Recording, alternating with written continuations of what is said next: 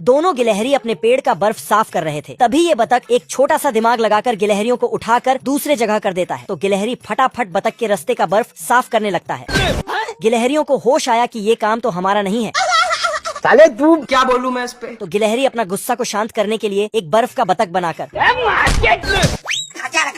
लेकिन साला बतख तो हंसते हुए घर चला जाता है। पर गिलहरी तो बतख से बदला लेने पहुंच जाता है। फिर दरवाजे के छेद से बतख को झांकता है। ओ भाई ये क्या है। तभी बतख लकड़ी के जुगाड़ में निकल जाता है।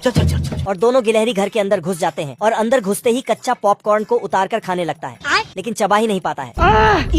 फिर इस गिलहरी ने एक साथ बहुत सारा मुंह में भर लिया और लेकिन चबा ही नहीं पाता है। तो गुस्सा होकर एक लात मारा जिससे पॉपकॉर्न आग में चला जाता है। फिर तो तभी एक गर्मा गर्म पॉपकॉर्न का दाना इसने उठाया तो फट से बड़ा हो जाता है। फिर मजे से चबाकर खाने लगता है। मजा आया। चलो भाई। दोनों गिलहरी मजे से पॉपकॉर्न खा रहे थे। तभी बतख वापस घर आ जाता है। तो दोनों गिलहरी मिलके कच्चे पॉपकॉर्न को समेटकर उसमें ही घुस जाता है।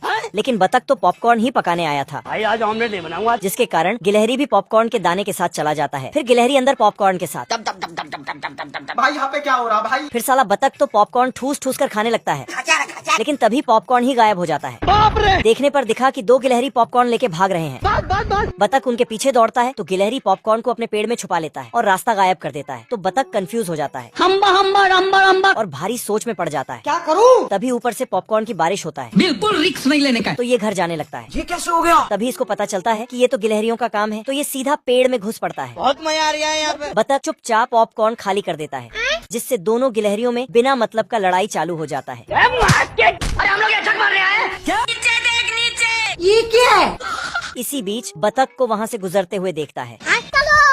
तो ये गिलहरी उसका टोपी निकाल लेता है, जिसमें बहुत सारे पॉपकॉर्न होने की उम्मीद तो था, लेकिन वो पॉपकॉर्न तो बतख के मुंडी पे ही रह जाता है। तो गिलहरी चालाकी से पॉपकॉर्न को कटोरी में भर लेता है। तो बतख को बहुत गुस्सा आ जाता है। अबे दाता कहाँ है साले। फिर गिलहरी भागते भागते अपने बिल में चला जाता है। तो साला बतख गिलहरी के बिल में बहुत सारा लकड़ी इकट्ठा करके आग लगाने लगता है। क्यों हिला डाला ना। तभी गिलहरियों ने बतख का कच्चा पॉपकॉर्न लाके पेड़ में डाल दिया। तो पूरा पेड़ से सिर्फ पॉपकॉर्न ही पॉपकॉर्न निकलने लगता है। हे प्रभु। छोटे भालू के मुंडी पे आग था, तो बड़ा भालू एक फावड़ा लेके, तो छोटा भालू डबल छोटा हो जाता है। फिर उसको पीछे मुड़ने को बोलता है। उसके बाद तभी आग का बच्चा निकलता है। तो छोटा भालू उसको पकड़ लेता है। फिर बड़े भालू को बोलता है कि मैं जैसे ही इसको उठाऊं तुम उसको पकड़ लेना। तू समझा। लेकिन ये पटाखा जला देता है। तो भालू पटाखा ही पकड़ लेता है। तो इसका नाक का धुएं को बुझाकर फिर से लगा देता है और थोड़ा मार भी खा लेता है। तभी आग का बच्चा स्टाइल से निकलता है। तो दोनों उसके पीछे फावड़ा लेके जाते हैं। तो साला आग का बच्चा पेड़ में चढ़ जाता है। फिर ये दोनों भालू कुछ प्लान बनाता है।